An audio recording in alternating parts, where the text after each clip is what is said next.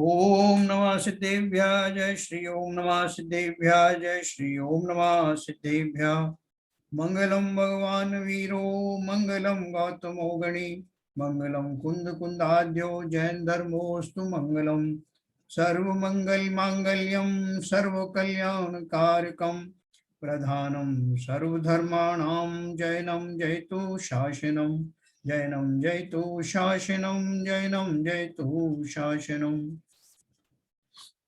देखिए हमारा प्रकरण चल रहा था पंचलब्धि का, तो वापस हम आज पंचलब्धि पर आ जाएंगे। किसी को पता है कि हम कौन से पेज तक पढ़ चुके थे वहां?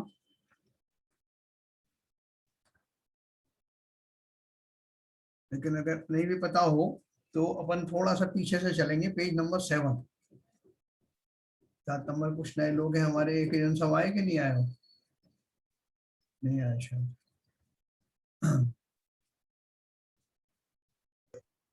मेरे यहाँ मार्कर 12 और 13 पेज के बीच में है। वाह वेरी गुड। 12-13 के बीच में, ओके। या कर्मों के बारे में पढ़ रहे थे, मोहनी कर्म। हाँ, देखिए अपन ये 11 नंबर पेज से शुरू करेंगे। थोड़ा शुरू करके चलो, ठीक है। 11 से शुरू करेंगे। 11 में जो दिया है सेकंड पैराग्राफ, दूसरा पैराग्राफ। सामान्य पने हम कहते हैं कि कर्म बंधा या कर्म उदय में आया, परंतु उन कर्मों की विभिन्न 8 जाति हैं। पेज नंबर 11, पंचलब्धि, डॉक्टर उज्ज्वला शाह। सामान्य पने हम कहते हैं कि कर्म बंधा या कर्म उदय में आया, परंतु उन कर्मों की विभिन्न 8 जाति हैं। उनके स्वभाव अर्थात प्रकृति अर्थात कार्य भिन्न भिन्न हैं, उन्हें कर्म प्रकृति कहते हैं। इन 8 कर्म प्रकृतियों को मूल प्रकृति कहते हैं।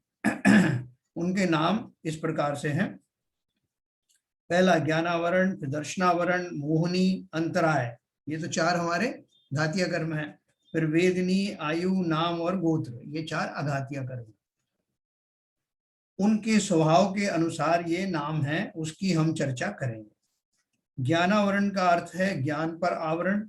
जो कर्म ज्ञान पर आवरण डालता है, अर्थात ज्ञान गुण की शक्ति ज्ञान पर्याय में पूर्ण रूप से प्रकट नहीं होने देता, वह ज्ञानावरण कर्म है।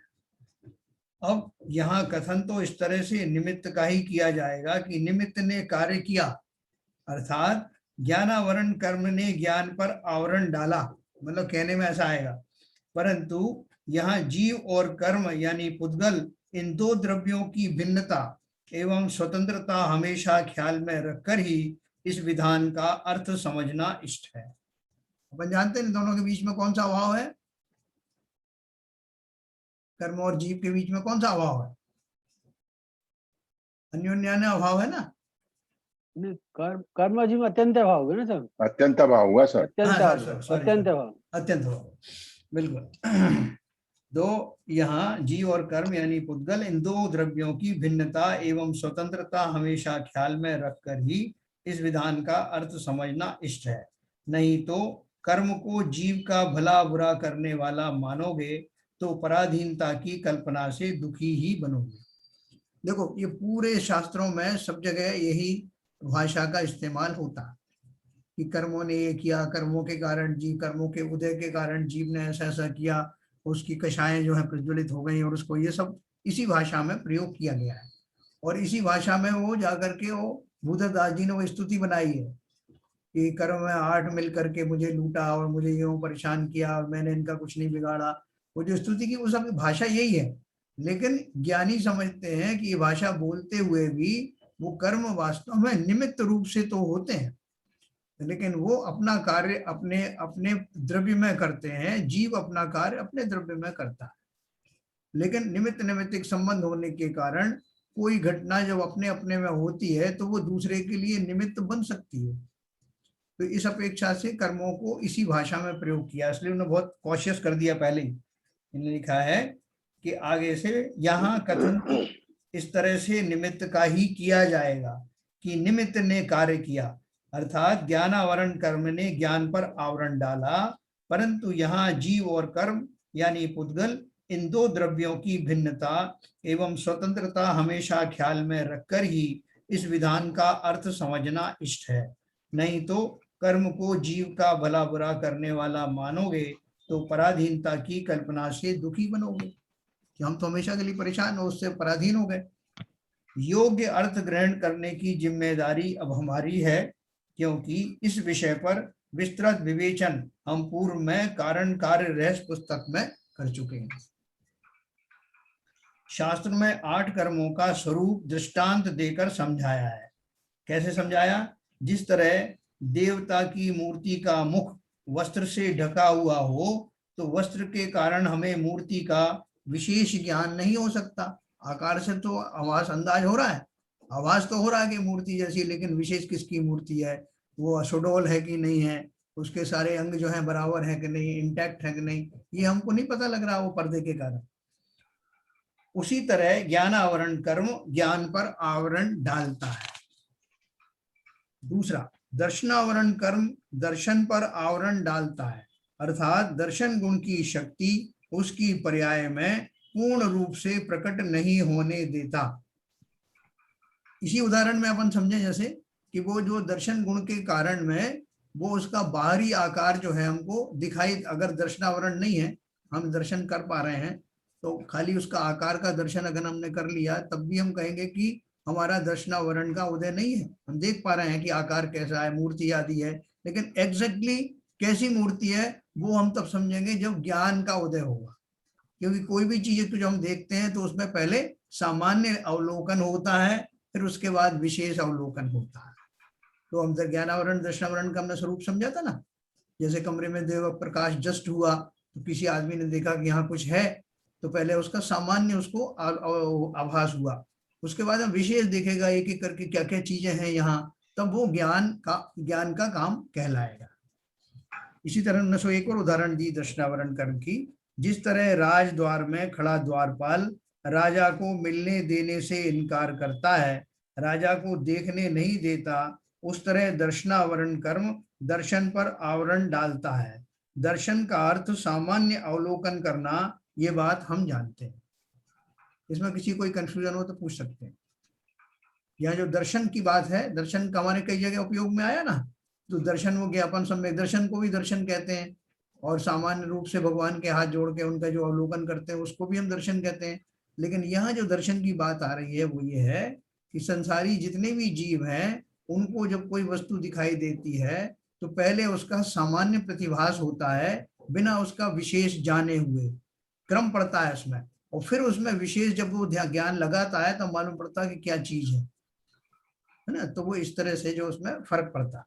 और जब वो केवल ज्ञान के द्वारा जानते हैं तो उसमें ऐसा सीक्वेंस नहीं पड़ती, वहां दोनों उनका दर्शन और ज्ञान एक साथ होता है।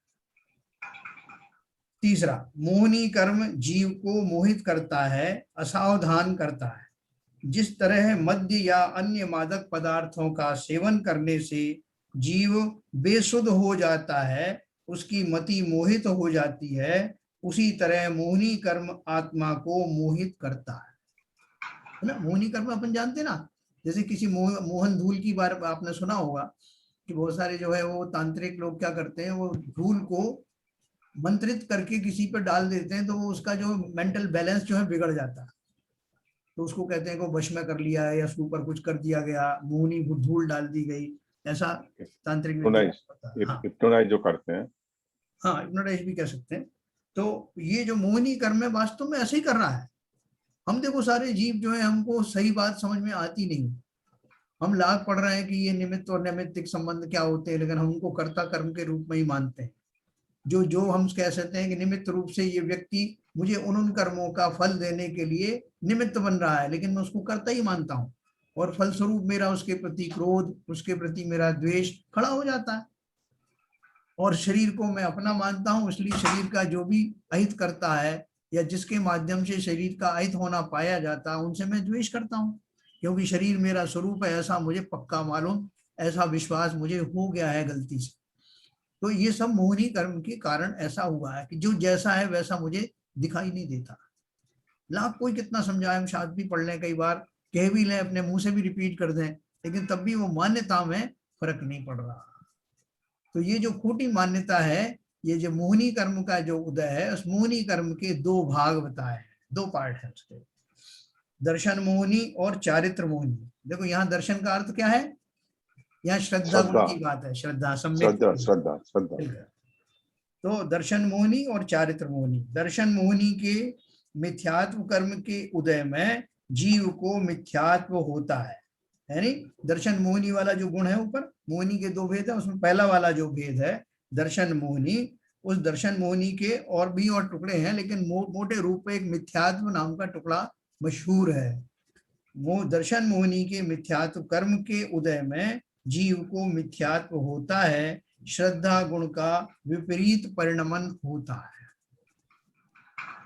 चारित्र मोहिनी कर्म के उदय में जीव का क्रोध मान माया लोभ तथा हास्य आदि नौ कषाय रूप परिणमन होता है। जीव जब स्वयं ही राग द्वेष रूप परिणाम करता है तब चारित्र मोहिनी कर्म का उदय पाया जाता है, ऐसा कहा जाता है ना। अपन बोलते हैं भाई साहब ये ऐसा बिहेव क्यों कर रहा है, तो अपन कहते हैं साहब इसको जो है ये कुछ पागल हो गया, या इसको किसी ने कुछ सिखा पढ़ा दिया है, या इसके ऊपर कुछ कर दिया गया है। तो वो जो अपन आरोप लगाते हैं, इसका अर्थ क्या है कि वो उसकी नॉर्मल अवस्था ना होने के कारण हम उसके वजहों को ढूंढते हैं, कारणों को ढूंढते हैं कि किस वजह से ऐसा बिहेव कर रहा है। तो ये बोल रहे हैं कि वास्तव में बिहेव तो वो कर ही रहा है, हम कारण ढूंढते रहते हैं, कुछ तो भी थ्योरी ढूंढते हैं कि क्यों हुआ इसको ऐसा। कोई बोलता है इसने रात को ऐसा खा लिया था, उड़द की दाल खा ली थी इसने, ये वहां गिर पड़ा था, अपन उसके कारण ढूंढते हैं, लेकिन फैक्ट तो यह है कि ये ऐसा बिहेव कर रहा है। तो ऐसे यहाँ बोल रहे हैं कि जीव जब स्वयं ही राग द्वेष रूप परिणाम करता है तब ऐसा कहा जाता है कि चारित्र मोहिनी कर्म का इसको उदय पाया जा रहा है, उदय चल रहा है, ऐसा कहा जाता है। वैसा उसकी वजह से हो रहा है, निमित्त निमित्तिक संबंध है ना। कर्म जीव को जबरदस्ती से राग द्वेष रूप नहीं परिणमाता, क्वालिफाई कर। हाँ, मतलब वो है, उसकी प्रेजेंस तो है, लेकिन हम निमित्त संबंध की वजह से सारे उदय होते हैं, उदय में मतलब उसका उदय है, उस उदय में मैं चाहूं तो उस उदय में प्रभावित हूं, चाहूं तो ना हूं, इतनी स्वतंत्रता जीव के पास है। That option is there. हाँ, लेकिन अगर वो ऑप्शन उसका अडॉप्ट नहीं कर पाता हूं तो कहा जाता है भाई साहब ये मजबूर है, वो कर्म है ना जो खड़ा हुआ है उसकी वजह से मजबूर है। लेकिन ज्ञानियों में और अज्ञानियों में यही फर्क है ना। वहां भी बहुत सारे ऐसे प्रसंग आते हैं जहां जीव को शरीर के प्रति चाहे तो राग करे चाहे तो निर्विकार रहे। ज्ञानी यही तो करता है, वेद विज्ञान पूर्वक, शरीर उसके पास भी है, लेकिन शरीर है, सारी चीजें वही के वही हैं, लेकिन उनमें वो बहुत क्लैरिटी के साथ मानता है कि ये शरीर अवश्य मुझे मिला है, लेकिन ना तो मैं शरीर हूं और ना ही शरीर का कुछ भी परिणमन मैं कर सकता हूं। ऐसा। तो ये हमने समझा दो तरह का जो है, जो मोहिनी कर्म है, जो विशेष कर्म है। देखो ये मोहिनी कर्म जो है कर्मों का राजा है, क्योंकि इसकी प्रेजेंस होती है तो ही जो वेदनी कर्म के प्रसंग में जो कुछ भोग सामग्री मिलती है उसमें अच्छे बुरे की कल्पना मोहिनी के द्वारा ही होती है। क्योंकि 13वें गुण स्थान में जब मोहिनी कर्म पहले चला जाता है तो उनको ज्ञानियों को वेदनी कर्म का तो उदय होता है अरंतों को, लेकिन उसको वो अच्छा बुरा नहीं मानते क्योंकि उनका मोहिनी कर्म चला गया है। ठीक है ना। तो देखो ये हमने पढ़े, कौन से कर्म पढ़े, दर्शनावरण, ज्ञानावरण, मोहिनी, 3 कर्म पढ़े। चौथा कर्म अंतराय कर्म, विघ्न अर्थात बाधा डालने वाला कर्म है। इससे हम बहुत वाकिफ हैं अंतराय से। तो बाद में कहते हैं भाई साहब आज महाराज को अंतराय हो गया, या मुझे मेरा कोई अंतराय का उदय चल रहा है, मुझे धन नहीं प्राप्त हो रहा है, बहुत सारी बातें करते हैं। अंतराय कर्म विघ्न अर्थात बाधा डालने वाला कर्म है। दातार और पात्र में अंतर डाले वह अंतराय है। जिस तरह राजा किसी को दान देना चाहता है परंतु उसका भंडारी उसे रोकता है, दान देने में बाधा डालता है, उस तरह अंतराय कर्म दान, लाभ, भोग, उपभोग और वीर्य में विघ्न करता है। वीर्य का अर्थ क्या है? सामर्थ्य। सामर्थ्य। हाँ। अब देखो क्या लिखा है, दान लाभ भोग उपभोग और वीर जीव के गुण है। कोई जो इसमें गलतफहमी में ना रहे, ये दान लाभ भोग आदि कौन से हैं? बाहर से आती वस्तु उसको दान कह देंगे, बाहर देने वाली वस्तु को दान कह देंगे, जो रुपये पैसे का जो लाभ है उसे लाभ कह देंगे, भोग उपभोग जो है, जो हम कपड़े वपड़े पहन रहे हैं वो सब उपभोग में आ गए, है ना। वीर जो है और दूसरी चीजें हो गई, सामर्थ्य तो शरीर की सामर्थ्य हो गई। तो बोल रहे हैं इस चक्कर में मत रहना, क्योंकि ये गुण किसके हैं? ये गुण जीव के हैं। और ये जो कर्म है कौन का है? घातिया कर्म है, अंतराय कर्म। अपन इसके बारे में पहले पढ़ा था ना कि अंतराय का अर्थ क्या है, कैसे जीव को स्वयं को ही अपना आनंद का वो दान आदि नहीं दे पाता, ज्ञान उपभोग नहीं कर पाता, पूर्ण सामर्थ्य का उसको उत्पत्ति नहीं होती, इसलिए इस अंतराय कर्म को उस कैटेगरी में घातिया वाले में डाला है। पर को दान देना, उनको भोग उपभोग करना कराना, वो सब जो है व्यवहार की बात है। वो प्रैक्टिकली अघातिया की कैटेगरी में आना चाहिए। हाँ, अगर हम उसको उस रूप में लेते हैं, बिल्कुल सही कहा आपने।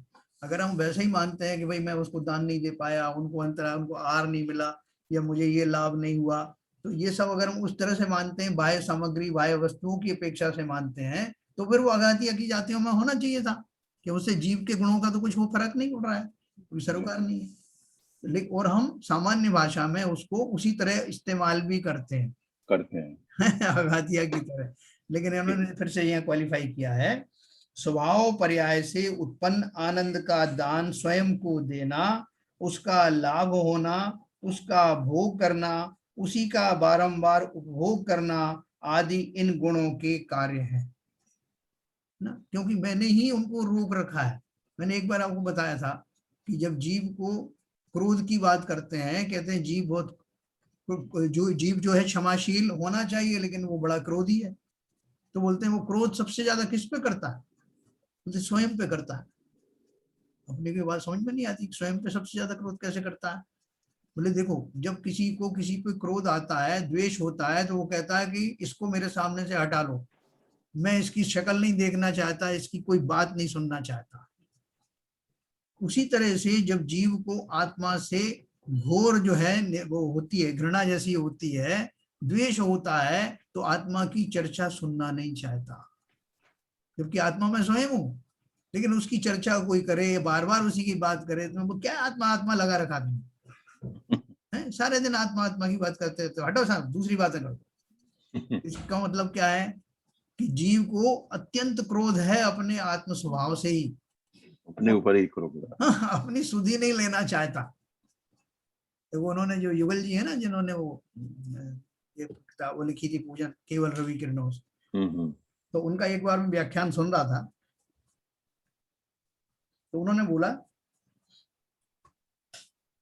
कि जो जीव है, अब जो साड़ी की दुकान पे लेकर के कोई बैठा हुआ है ग्राहक, जो कपड़े की दुकान चला रहा है, और उसकी दुकान के ऊपर में वो ग्राहक आके मांगते हैं साड़ी, भाई साहब जरा साड़ी दिखाना है, औरतें आती हैं, भैया जरा साड़ी दिखाओ।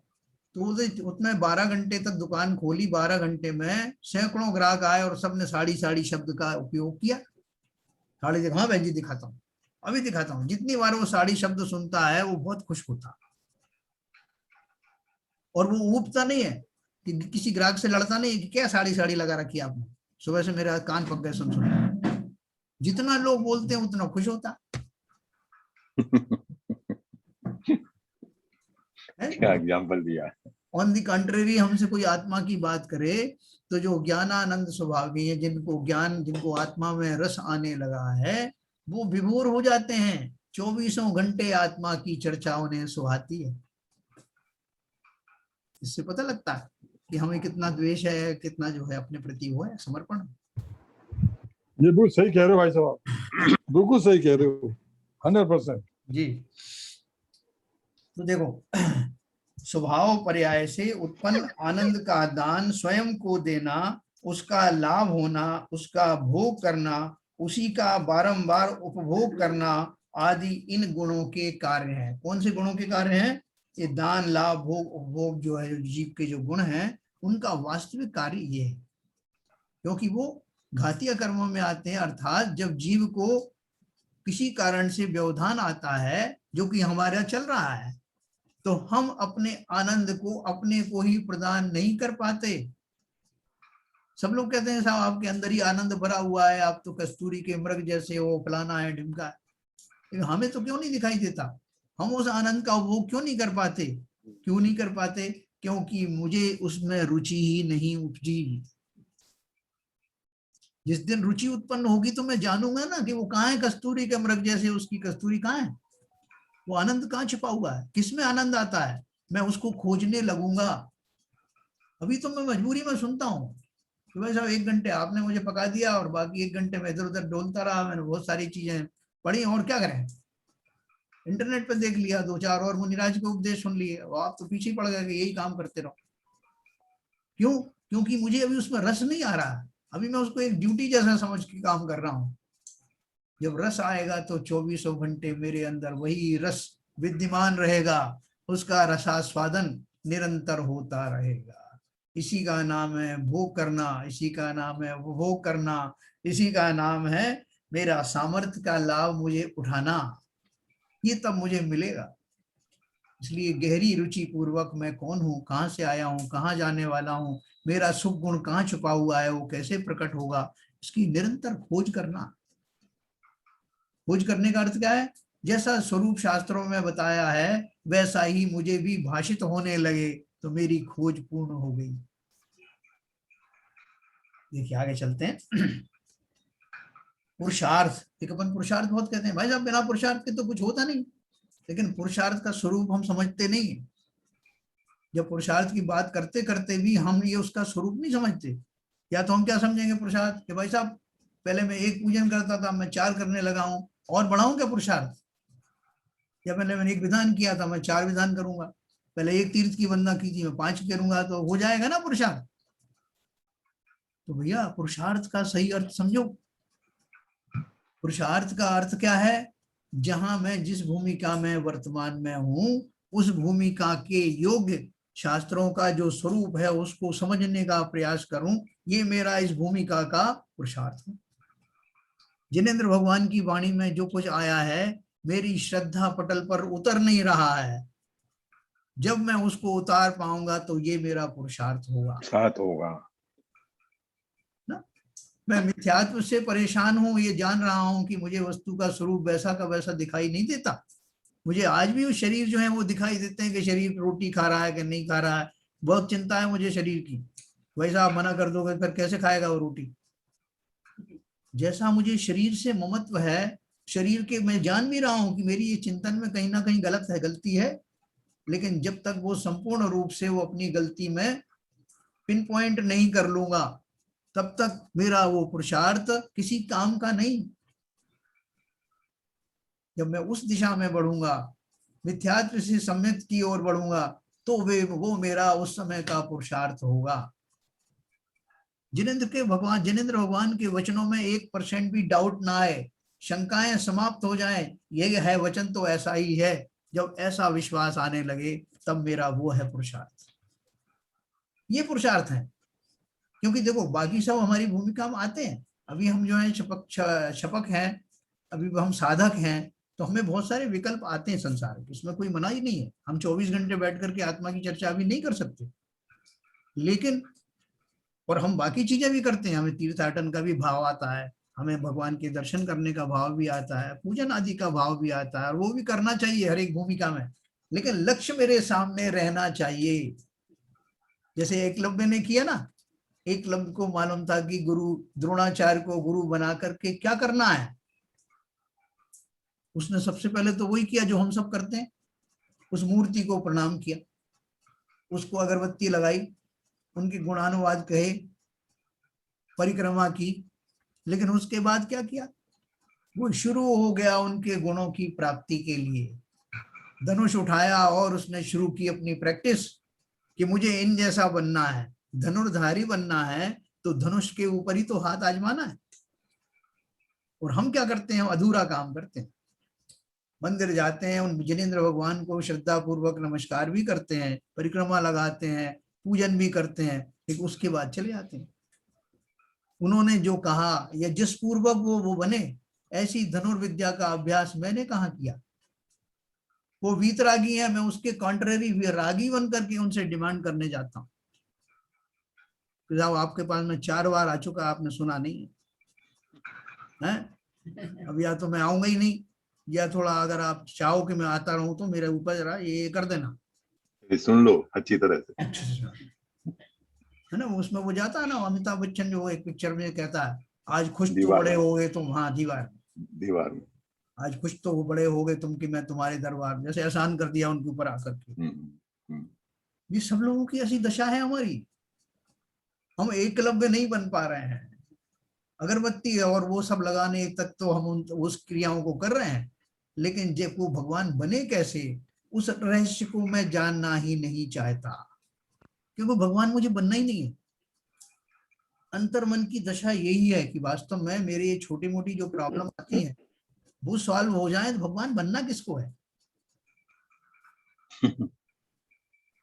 बिल्कुल यही हमारी दशा है। अंदर से हम कहते जरूर रहते हैं, ऊपर से वैसा मुझे भी जाना है, भगवान बनना है, सिद्ध बनना है, फलाना बनना है। कुछ नहीं बनना हमें। हमको तो वो पूजन पाठ भी हम इसीलिए करते हैं कि हमारे जो सबकॉन्शियस माइंड है उसमें ये छिपा हुआ है कि वीतरागी भगवान की पूजन आदि करने से पुण्य बंद होता है, अभिषेक करने से, शांति धारा करने से, सब करने पुण्य बंद होता है। और पुण्य बंद से सारी वो सामग्री मुझे मिलेंगी जिसका कि मैं अभ्यस्त हूँ। वो चाहिए भाई साहब, और काय का। वो किसने देखा है वो जो सिद्ध लोक में क्या होता है क्या नहीं होता। उस दिन वो एक जन साहब कह रहे थे ना, हम सब भी ऐसे, जो जाने पहचाने भोग हैं वो वहां मिलेंगे नहीं। और हम तो ये हमारी पक्की मानता है कि इसके अलावा कोई सुख का कारण होता नहीं, इसलिए हमारा बहुत लिमिटेड जो है हमारा वो चलता है। जैसे उस दिन अपन मजाक में कह रहे थे ना कि वो विमान आ आए तो आज वो सब भगदड़ मच जाएगी, कोई जाना नहीं चाहेगा। ये हमारी वास्तविक दशा है। विमान तो दूर की बात है, हम इस शरीर को जो टूट फूट भी गया है इसे छोड़ना नहीं चाहते।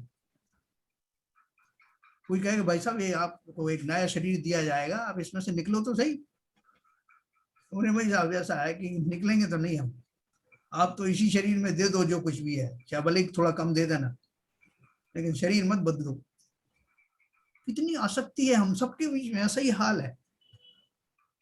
तो जो अपन पढ़ते हैं वैराग्य भावना, और इसमें जो आता है अपना क्या बोलते हैं प्रति सामायिक पाठ में, और पढ़ना उसमें क्या बहुत बढ़िया लिखा उन्होंने बोला ऐसी ऐसी मेरी दशा है भगवान तो मुझे क्यों सम्यक दर्शन हो, ऐसी मेरी दशा है तो मुझे क्यों केवल ज्ञान हो।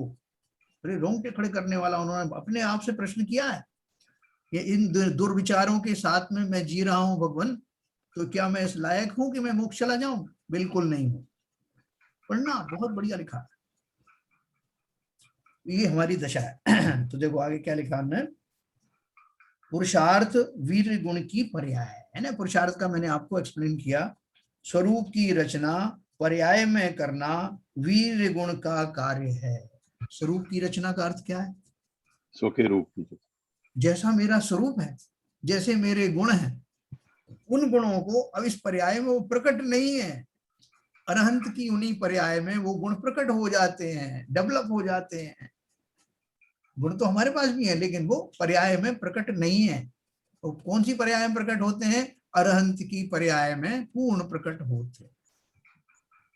तो उन्होंने अरहंत ने कुछ किया होगा ना, वो पुरुषार्थ किया होगा ना, कुछ सामर्थ्य दिखाई होगी ना, उस सामर्थ्य के बल पर उन्होंने उस अपने स्वरूप को उस पर्याय में प्रकट किया। यह उनका वीर गुण का कमाल था। वही पुरुषार्थ है, वही पुरुषार्थ है, वही सामर्थ्य है, वही वीर गुण का अनुपम कार्य है। सो स्वरूप की रचना पर्याय में करना वीर गुण का कार्य है। अब ज्ञानावरण, दर्शनावरण, मोहनी व अंतराय, इन 4 कर्मों को घाती कर्म कहते हैं। शेष यहाँ भी 4 ये सर, यहाँ भी ये वीर गुण का जो है जी, एक निमित्त नैमित्तिक संबंधी होगा ना, किसके साथ? जीव के साथ। नहीं, वीर ये गुण तो जीव का ही गुण ये तो है। जीव का ही गुण है। हाँ, जीव का ओरिजिनल गुण है। जैसे देखो जब अपन बात करते हैं ना तो कौन कौन सी, जैसे अपन बोलते हैं ज्ञान है, दर्शन है, प्रमुखता से बात करते हैं, ज्ञान, दर्शन, सुख या वीर आदि, ये सब हमारे जीव के गुण हैं। गुण आदि है। आदि कर देते हैं तो मुख्य गुणों में है जी हाँ जी, समझ अनंत गुण है। जो 47 शक्तियां आत्मा की बताई हैं, 47 शक्तियां तो बहुत कैटेगरी करके बताई हैं, उनमें अनंत हैं उसके भाग। ज्ञानावरण, दर्शनावरण, मोहनी व अंतराय, इन 4 कर्मों को घाती कर्म कहते हैं। शेष 4 कर्मों को अर्थात वेदनीय, आयु, नाम और गोत्र कर्मों को अघाती कर्म कहते हैं। अब तक हमने कई बार ये चीज पढ़ चुके ना, तो अभी काफी समझ में आने लगा होगा। वेदनीय कर्म के निमित्त से अनुकूल या प्रतिकूल संयोग मिलते हैं। देखो जो मैंने आपसे कहा उसको फिर से सुनना। वेदनीय कर्म के निमित्त से अनुकूल या प्रतिकूल संयोग मिलते हैं, और मोहनी कर्म के निमित्त से जीव उनमें इष्ट अनिष्ट कल्पना करके सुखी दुखी होता है। दोनों साथ साथ हो जाते। देखो उस दिन अपन ने एक कहानी सुनी थी ना, कि वो जो एक फूल माली है, जिसे फूलों की प्राप्ति हो तो वो सुखी महसूस करता है, उसकी गंध जब उसे मिलती है तो वो सुखी महसूस करता है। और उसकी कॉन्ट्रेरी जो है एक मछुआरन है, उसको मछलियां मिलती तो उसकी गंध से वो खुश महसूस करती है। अब कहोगे सामग्री तो दोनों अलग अलग है, और मछलियों की सामग्री तो जो है अच्छी नहीं, तो अच्छी आपके लिए नहीं होगी, उसके लिए तो है ना। उसके लिए क्यों है? क्योंकि वो उसी में प्रसन्न रहती है, और उसका जो मोहनी कर्म है उसके कारण से उसको उसी में सुख प्राप्त होता है, उसी को अच्छा भान होता है, कि आदि हो जाती है। इसलिए संसार की कोई भी वस्तु अच्छी या बुरी नहीं है। अब बोले भाई साहब मेरा साता वेदनी कर्म का उदय है, मुझे तो इतनी इतनी बढ़िया बढ़िया चीजें मिली, इसलिए साता वेदनी कर। क्या क्या मिला? बोले देखो कितनी सारी मिठाइयां मिली, ये सब मिली है। और वहीं एक डायबिटिक पेशेंट खड़ा था, इंसुलिन लगा के ही आया था, अभी इंजेक्शन भोग के आया था, और उससे कहा कि भाई तुमको भी दे रहे हैं 1 किलो मिठाई। बोले यार सत्यानाश, ये क्या दे रहे हो आप मुझे? बादाम का पैकेट दे दो। बोले भाई साहब आपका साता वेदनी कर्म का होता है ना, इसलिए आपको दे रहे हैं। बोले साता है क्या? साता है, इससे तो मुझे सीधी ताता हो जाएगी शरीर में। उन बच्चों को कहते हैं कुछ लग जाता तो ताता हो गई, तो वैसी ताता हो गई उसको। तो वस्तुएं, वही वस्तुएं किसी को सुख दे रही थी और किसी को असाता का वेदन करा रही थी। ये है मोहनी कर्म का कमाल। तो सुख दुख का अनुभव कराने वाला वेदनी कर्म है। जिस तरह मद से लिप्त तलवार की धार सुख दुख को कारण होती है। देखो उन्होंने थोड़ा सा इसमें कुछ मिसप्रिंट हुआ है। सुख दुख का अनुभव कराने वाला वेदनी कर्म नहीं, वो मोहनी कर्म।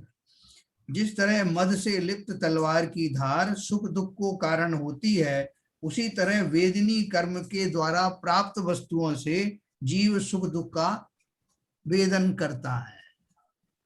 सुख दुख की सामग्री उससे मिलती है वेदनी कर्म से, लेकिन मोहनी कर्म वास्तव में सुख दुख का भान कराता है।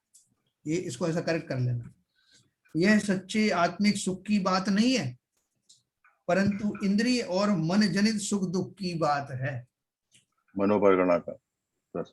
ये किस लिए बोल रहे हैं? देखो ये बोल रहे हैं कि यहाँ वेदनी कर्म के प्रसंग में आपको कुछ ऐसी वस्तुएं प्राप्त हो गई, जैसे मैंने आपको उदाहरण दिया, कुछ मिठाई मिल गई, कुछ धन आदि मिल गया, ये सब मिल गया। तो ये किसकी बात हो रही? सांसारिक सुख दुख की बात हो रही। अब उन वस्तुओं से अच्छा मानना, बुरा मानना, मोहनी कर्म के कारण से उन वस्तुओं में अच्छा बुरा की कल्पना करना, ये हमने बोला कि मोहनी कर्म का काम है।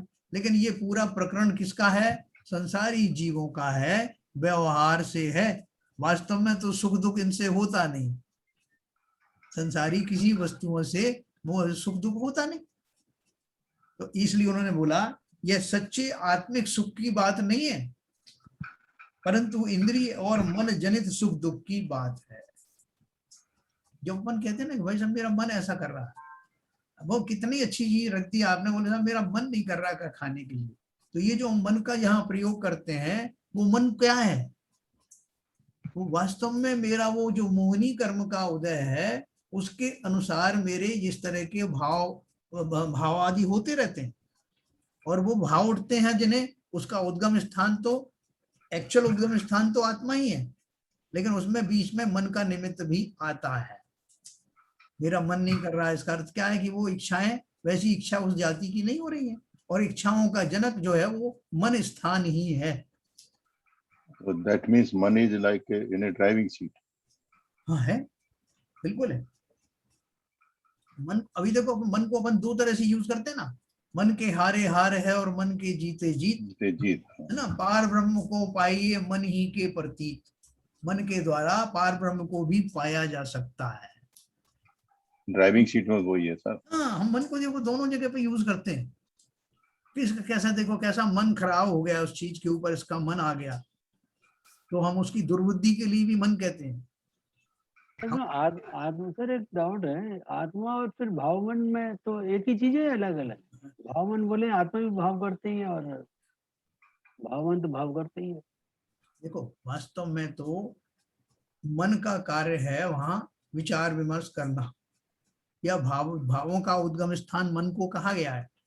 लेकिन मन वास्तव में क्या है? जिस तरह हमारी इंद्रियों के पीछे भी आत्मा का ही जो है चिंतन है, चल आत्मा की चैतन्यता ही लगी हुई है। जब मैं नाक से गंध आदि लेता हूं तो उस पूरे तंत्र के पीछे जो चैतन्यता है वो आत्मा की ही है, सारी इंद्रियों के पीछे। उसी तरह से जो मेरा जो द्रव्य मन है उसे छठी इंद्री भी लोग कहते हैं। ये मनोवर्ण की से बना हुआ, है ना, मनोवर्गना से बना हुआ जो द्रव्य मन है उसको लोग पुद्गल ही है ना, पौद्गलिक है, उसको भी छठी इंद्री कहते हैं। जैसे बाकी इंद्रियां हैं वैसे वो भी है। लेकिन जैसे बाकी इंद्रियों के पीछे आत्मा के प्रदेश काम करते हैं, ऐसे ही उस द्रव्य मन के पीछे रहने वाली जो आत्मा के जो प्रदेश हैं, जिन्हें उस स्थान विशेष के कारण मैं भाव मन कहता हूँ, भाव मन। तो जो हम जनरल कहते हैं कि भाव अभी ऐसे अच्छे रखें, भाव ऐसा किया, भाव ऐसा किया, तो वो भाव मन से ही के थ्रू ही ओरिजिनेट हो रहे हैं। या बिल्कुल बिल्कुल सही कह रहे हैं। अभी देखो ये जो मन है, मैं आपको दो चीजें और बताऊंगा। ये जो मन है, जब जीव जो है जब वो अरहंत बन जाता है, वो जो शरीर है अभी अरहंत का शरीर अभी समूह शरण में बैठा है, मान लो तीर्थंकर है, तो वहां बैठे हुए उनके मन भी है, इंद्रियां भी हैं, लेकिन वो सब रिडंडेंट हो जाते हैं, निष्क्रिय हो जाते, निष्क्रिय, उनसे कोई काम नहीं ले रहे हैं। क्यों नहीं ले रहे हैं? जैसे किसी आदमी की आंखें ठीक हो जाए, जैसे बाबूजी की हो गई, तो उनको चश्मा लगाने की जरूरत नहीं है। फिर बाबूजी बोलेंगे मेरे ऊपर लपेट देते हर चीज को, फिर जरूरत क्या है? जब आपको जरूरत ही आंखों में चश्मे की जरूरत नहीं है तो आप अपनी आई से, नेकेड आई से देखो ना। उसी तरह से वो जो अनंत भगवान है, उनके जब कोई उपकरणों की जरूरत नहीं होती है, संपूर्ण आत्मा से ही वो सब फील करते हैं, देखते हैं, ज्ञान करते हैं। यहाँ तक कि दिव्य ध्वनि भी खिरती तो संपूर्ण प्रदेशों से खिरती है, शरीर से नहीं, आत्मा के प्रदेशों से। पूरे शरीर के प्रदेश भी उसी में है। तो देखो, एक तो मैंने आपको ये बात बताई कि वो जो मन है, मन की जरूरत हमको उपकरण की भांति पड़ती है। और दूसरी बात ये है कि वो जो हम जो उद्गम स्थान जो है, जिसको हम कहते हैं कि जो भाव मन है, वो भाव मन मतलब क्या है? अभी हमारी अवस्था ऐसी हुई नहीं है कि जैसे कि हम पूरे संपूर्ण शरीर से ग्रहण करें, इसलिए वो लिमिटेड होती है, और लिमिटेड स्पेस से जितना कुछ हो सकता है वो होता है। अभी आप देखोगे तत्वार सूत्र में पढ़ेंगे, आंख के पीछे होने वाले जो आत्मा के प्रदेश हैं, जो उसमें पार्टिसिपेट करते हैं, उनका आकार मसूर की दाल के बराबर होता है। उसमें आकार बताया, कान के पीछे होने वाले आत्म प्रदेश का आकार जौ की तरह होता है। तो ये इसका मतलब क्या है कि मतलब उतने ही प्रदेशों के में होने वाले, उसके पीछे होने वाले इतने ही भाग के प्रदेश उस काम को अंजाम देते हैं। आकार बताने का अर्थ क्या है? मतलब उतने ही इतना छोटे से स्पेस में होने वाले प्रदेश उस काम को संपन्न कर लेते हैं। नहीं तो आप एक तरफ आप बोलते हैं जी, जैसे कर्ण इंद्री है, तो कर्ण इंद्री जितने स्पेस में है, हाँ, शरीर के अंदर है, जी जी, तो उतने एरिया में उसके प्रदेश, सारे प्रदेशों में आत्मा रहती है। हाँ, वो जो चैतन्यता का काम तो संपूर्ण प्रदेशों में हो रहा है, लेकिन अब हाँ। कान का पर्टिकुलर सुनने वाला काम, अच्छा, काम का कान में, कान के पीछे पूरा तंत्र है, तंत्र के बाहर का दिखने वाला, उसके अंदर में एक नली गई हुई है, फिर अंदर में वो हाँ, इसकी उसकी सेफ्टी डिवाइस है, प्रोटेक्शन डिवाइस है, फिल्टर है, वो सब है। उसके बाद में और सब में तो स्पर्शेंद्रिय है, और जो कान का जो बता रहे हैं भाई साहब, वो कर्णेंद्रिय है। हाँ, और देखो वो उस कारण वो मतलब वो क्या कहते हैं वो आत्मा की कर्णेंद्री वही है, आत्मा का जो पर्टिकुलर जो देश वो है जो वो पार्टिसिपेट करते हैं, वो बराबर। वही है। और जो उसकी बनी है, जो वो जिस चीज से बनी है वो स्पेशल इंद्री है, सेंसर उसमें भी है पूरे में, कर्णेंद्री में, लेकिन वो पर्टिकुलर भाव से कह रहे हैं। हाँ, एक सेंसेशन तो वो है, चैतन्यता है, पूरे शरीर में ही चैतन्यता है। हाँ वो स्पेशल इंद्री दूसरा है। उसमें स्पेसिफिक कार्य करने के लिए जो आत्मा के प्रदेश काम आते हैं, अपन ने पर्याप्तियां पढ़ा था ना, पर्याप्तियां। तो पर्याप्ति में अपन ने क्या पढ़ा था कि जिन शक्ति के कारण कान में सुनने की शक्ति प्रकट होती है, आत्मा की जो शक्ति है वो डेवलप हो जाती है उस पर्याय में, उन कानों द्वारा सुनने योग्य जब हो जाती है, तब कहा जाता है कि उसकी जो इंद्रियों संबंधी इंद्रिय पर्याप्तियां पूर्ण हो गई। कान की नहीं, सारी इंद्रियों, यानी वो शक्ति ग्रहण करने की शक्ति भी तो होना चाहिए ना, खाली आपने मिट्टी का थोड़ी बना के लगा दिया। इतना मात्र नहीं है, तंत्र, बाहरी तंत्र, आंतरिक तंत्र, नस नाड़ियां, वो तो सब है ही, उसके अलावा उनमें ग्रहण करने की शक्ति। अब कोरोना काल में लोगों का टेस्ट चला गया, बोले भाई साहब मुझे स्वाद ही नहीं आता। बोले आपकी जिब्बिया लगी है? नहीं, जिब्बिया तो लगी, रस बनता है कि नहीं, वो सब बन रहा है, लेकिन टेस्ट चला गया। टेस्ट चला गया का अर्थ क्या हुआ कि उन प्रदेशों में जो सामर्थ्य थी, वहां पर आत्मा के वो प्रदेश जो सामर्थ्य प्रदान कर रहे थे, किसी कर्म के कारण से, नाम आदि कर्म के कारण से, वो सेंसेशन उसमें नहीं हो रहा। ठीक है ना, पूरा साइंस है, तो इसलिए इसको अपन उस भाषा में भी समझ सकते हैं। तो ये आपको समझ में आया होगा कि वेदनी कर्म के प्रसंग में वस्तुएं इकट्ठी होती हैं, मिलती हैं, लेकिन वो वस्तुएं सबके लिए अच्छी ही होंगी या बुरी ही होंगी ऐसा नहीं कहा जा सकता। मोटे तौर पे तो कहते हैं जो चीजें सबको अच्छी लगती है, सबको कह दिया भाई साहब को कार मिलेगी, मकान मिलेगा, ये मिलेगा, तो ये जानते हैं कि सबको अच्छी लगती है, इसलिए बोल दिए। शाता वेदनी के वजह से उसको मकान मिल गया, उसको इतने रुपए मिल गए। लेकिन हो सकता है कि बहुत सारी वस्तुएं ऐसी होती हैं जहां ये भेद होता है, जो आपको अच्छा लगे दूसरे को अच्छा ना लगे, वहां मोहनी कर्म जो है बीच में आता है, हमेशा ही आता है। देखो 6वां पॉइंट पढ़ेंगे। आयु कर्म के निमित्त से जीव विवक्षित पर्याय में गति में जीवन व्यतीत करता है ना, अपन जानते हैं इस आयु कर्म को। तो पर्याय यानी भव धारण करने के निमित्त से जो प्राप्त हो वह आयु है। आयु से तो हम बहुत अच्छे से परिचित हैं। जिस तरह बंदी गृह में कैदी को श्रृंखला से बांधते हैं या लकड़ी के खोड़े में उसका पैर बांध देते हैं, जिस कारण वो कैदी अपना स्थान छोड़कर कहीं जा नहीं सके, उसी जगह स्थित रहे, उसी तरह आयु कर्म जीव को विवक्षित पर्याय में, मनुष्य पर्याय, त्रियंच पर्याय आदि में स्थित रखता है, मरने नहीं देता, अन्य पर्याय धारण करने नहीं देता, बांधे रखता है। देखो इसका सबसे बढ़िया उदाहरण है आपकी नरक आयु। बाकी आयु में तो आप कह सकते हो भाई साहब मन नहीं लगता, ज्यादा हो जाओ, तकलीफ होती है तो हम सुसाइड कर सकते हैं ना, शरीर। ये बात अलग है कि वो उतनी आयु होगी उसकी, वो अलग बात, लेकिन अपन कह तो सकते ना। लेकिन नरक में तो ये भी स्कोप नहीं है। जितनी आयु बनी है उसका एक एक निषेक आपको वहीं बिताना पड़ेगा। वो जीव त्रस्त होकर के वहां से कि भैया कब तक पड़ा रहूंगा, भागता है वहां से, कब तक ये मार काट सहूंगा, और प्यास लगी और भूख लगी तो भाग के जाता है, तो वैतरणी नदी मिलती है, उस नदी का जो है वो पानी पीने का प्रयास करता है, तो उसमें तो दूसरे ऐसे मटेरियल पड़े हुए हैं जो पानी नहीं है, खून आदि जैसे कहते हैं ना, वो खून हो या जो भी पवित्र चीजें हैं, तो उसके प्यास का कोई साधन नहीं।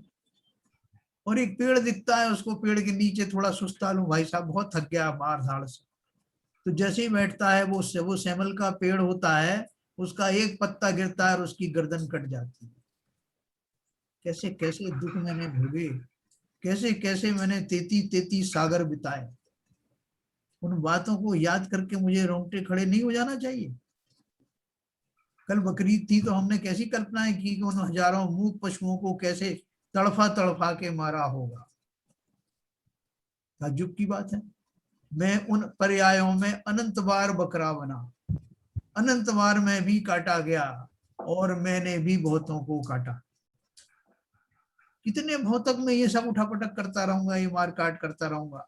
जिन जीवों के प्रति मुझे कल करना आई, क्या मैं उनमें शामिल नहीं था कभी?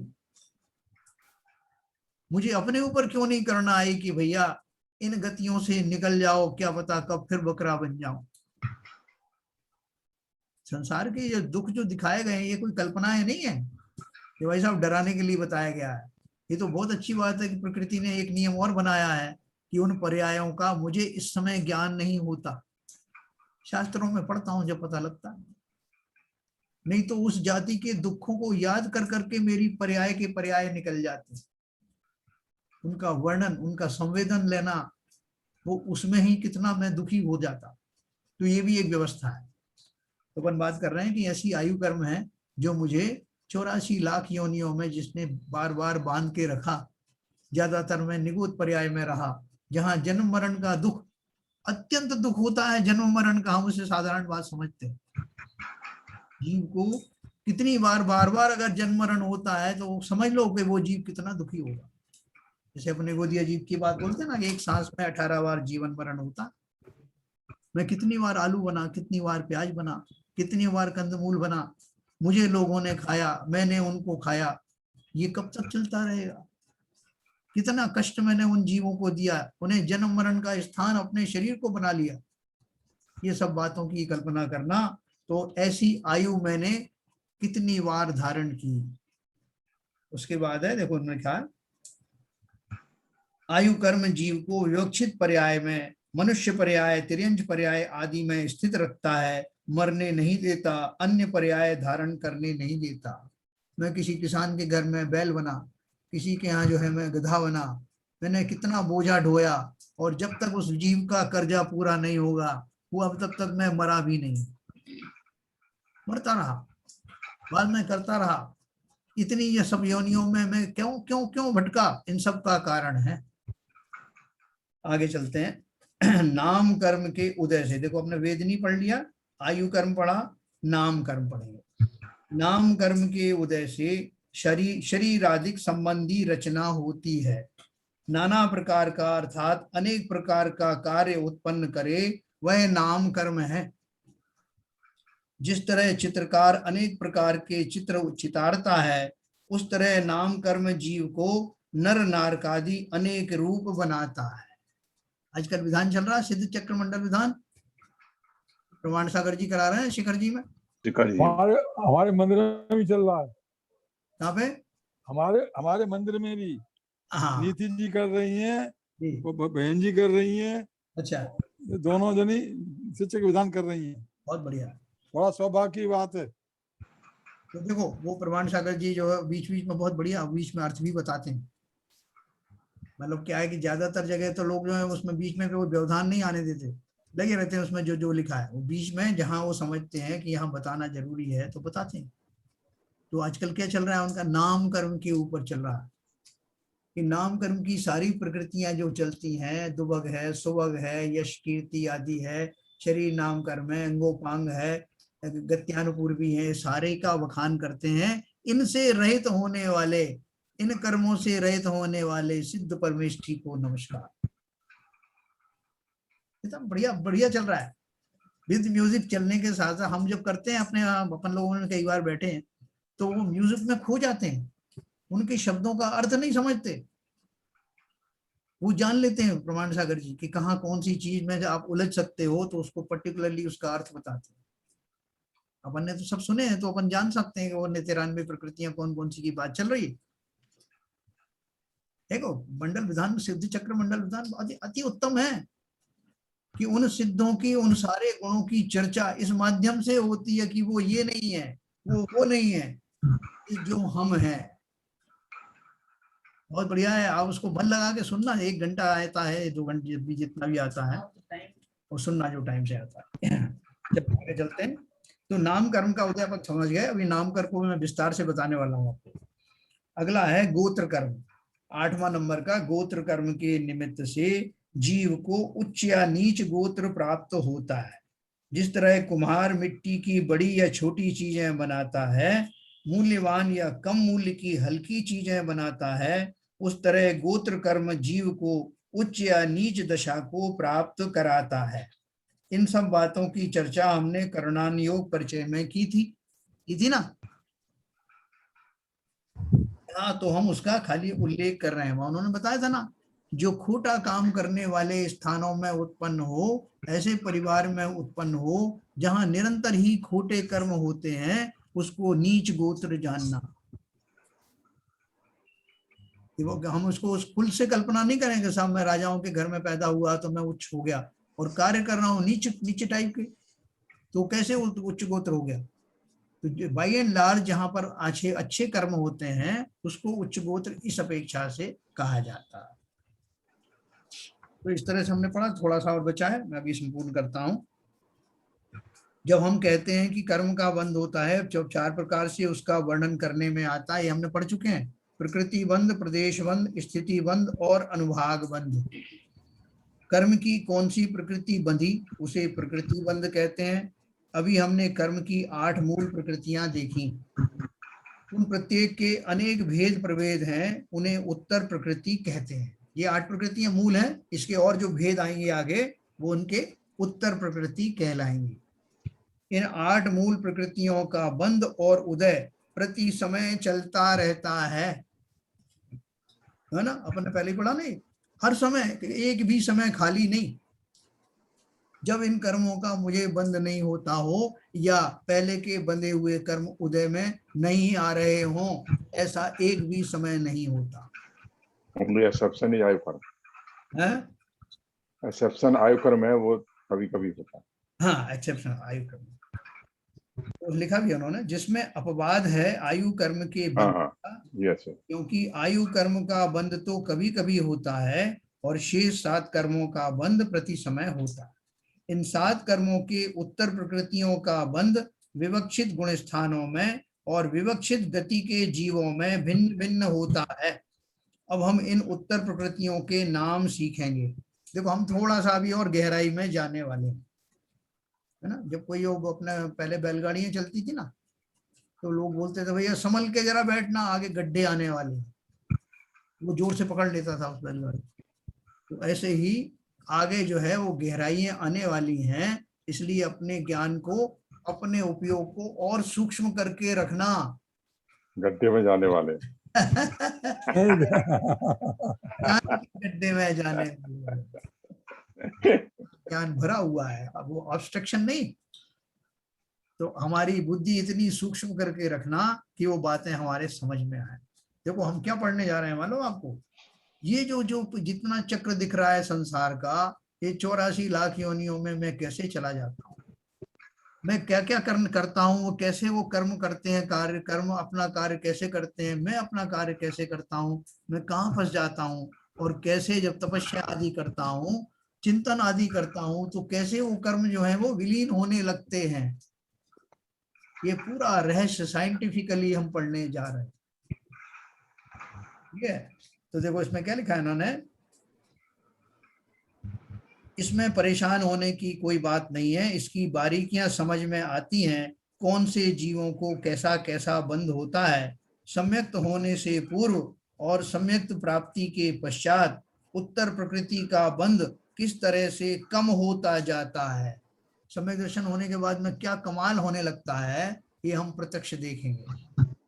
बंध का अभाव किस विधि से होता है और कर्म किस विधि से नष्ट होता है, आदि बातों का ज्ञान होने पर संसार परिभ्रमण का रहस्य तो ख्याल में आता ही है, परंतु उसमें से छूटने के मोक्ष मार्ग का स्वरूप भी अच्छी तरह से समझ में आता है, और यह जानकारी बहुत रोचक है।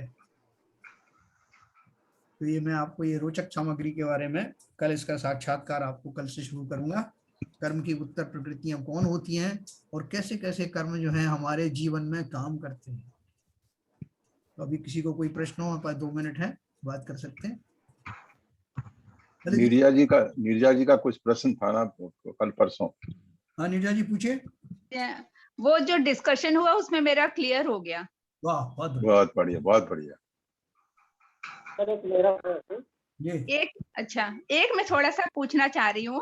हाँ, जैसे आज आपने आयु कर्म का बताया कि आयु के हिसाब से हर इसमें बंधे रहते हैं, तो जैसे कोई दुर्घटना हो जाती है, उसमें कुछ हो जाता है, मतलब वो भी डिसाइडेड है, आयु कम नहीं होती। बिल्कुल बिल्कुल। अपन ने ये पढ़ा था ना कि जो आयु के जो निषेक होते हैं वो जी। आयु के निषेक कब पूरे खिल जाएंगे अचानक से, तो वो भी पहले से निश्चित होता है। हाँ, जैसे कोई सुसाइड कर लेता है, ये सब कर लेता है, ये भी डिसाइडेड है। केवल ज्ञानी के ज्ञान की अपेक्षा से वो पहले से ही डिसाइडेड होता है कि इस जीव की ये इतनी आयु ले तो बांधी इसने, लेकिन ये में ऐसे कारणों से इसकी आयु का क्षय हो जाएगा, अच्छा।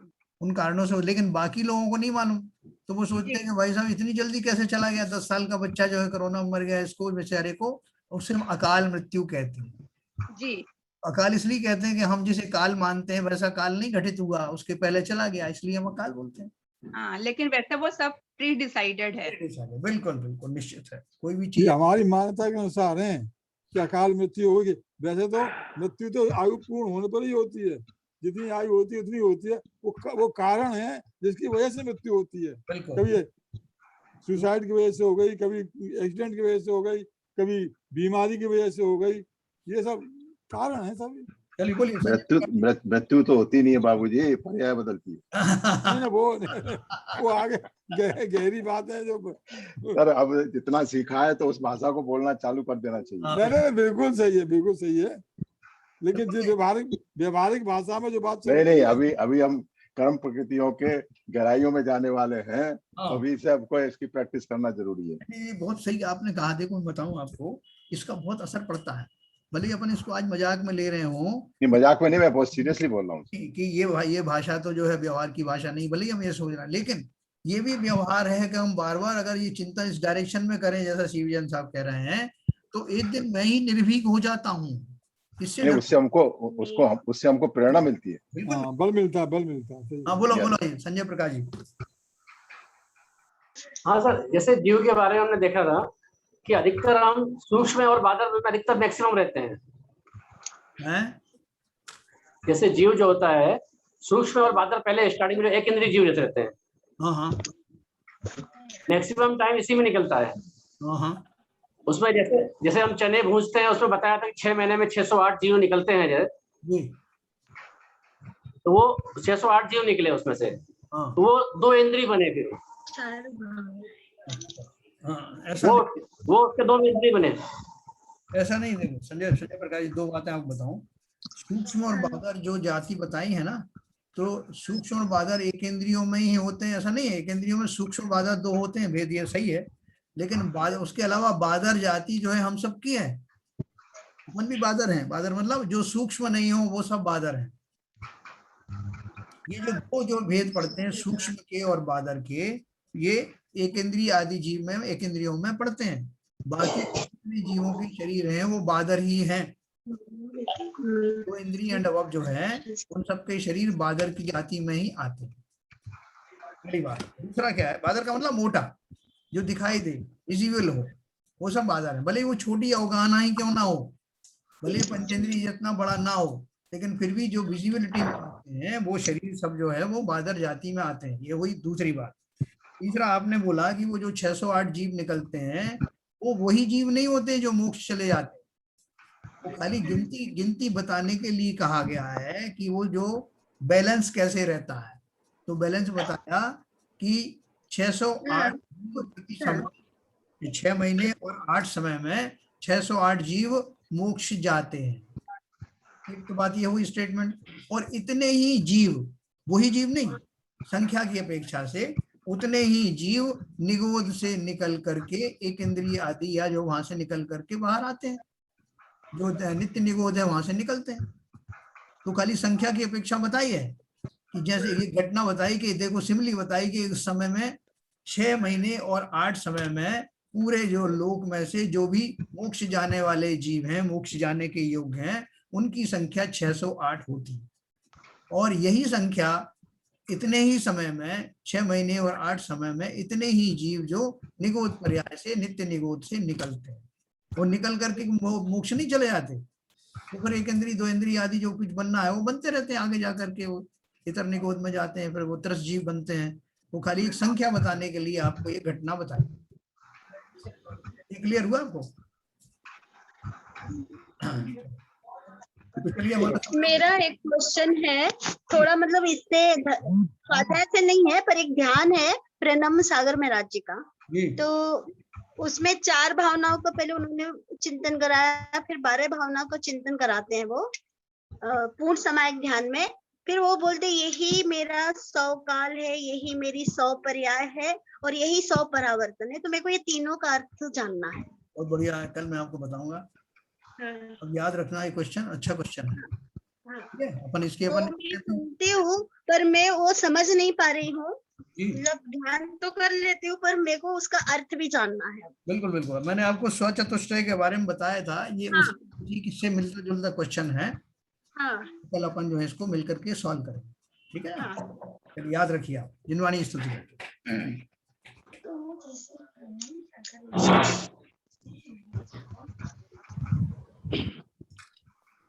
मिथ्यातम नाश वे को ज्ञान के प्रकाश वे को अपर भास वे को भानु सी बखानी है।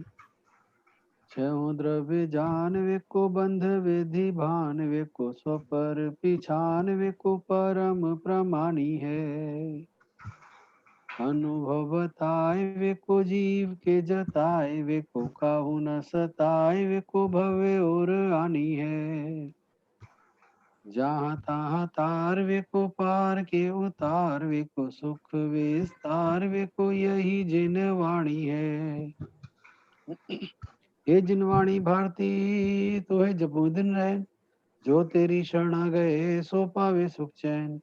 जिनवाणी के ज्ञान से सूझे लोकालोक, तो वाणी मस्तक नमो सदा देते हैं धूप, सदा देते हैं धूप। जिनवाणी माता की जय।